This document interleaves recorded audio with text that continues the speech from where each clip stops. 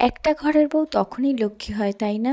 যখন চোখ থাকতে অন্ধ, কান থাকতে কালা আর মুখ থাকতে বোবা হয়। কথায় আছে না, সহ্য করলে তুমি লক্ষ্মী রানী, আশীর্বাদ করতে গেলে তুমি অপায়া, অলক্ষণে, কালনাগিনী, এগুলোই শুনতে হয়।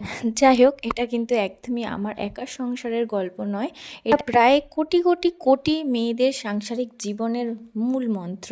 আচ্ছা, যেসব মা বোনেরা আমার ভিডিওটা এখন দেখছো, আচ্ছা তোমরাই বলো তো, এই কথাগুলো কি আমি একদমই ভুল বললাম নাকি ঠিক বললাম? একটু কমেন্ট করে বলো তো। সো হ্যালো এভরিওয়ান, সবাই কেমন আছো? আশা করছি সবাই খুব ভালো আছো, আমিও খুব ভালো আছি। তো আজ সন্ধ্যেবেলা চলে গেছিলাম একটু বাজারে চিকেন আনতে। তো দুপুরের ডাল, তারপরে মাছ ভাজা, সিম ভাজা, এটা রান্না হয়েছিল। তো এখন আমি আবার এখন শুধু করব চিকেন। আর আমি যেদিন চিকেন রান্না করি সেদিন চিকেনের থেকে আলুর পরিমাণটা একটু বেশিই দিই। ওই যে আমি বাঙালি, আমার মতো এরকম কেউ কি আছো যে মাংসের থেকে আলু খেতে বেশি ভালোবাসো?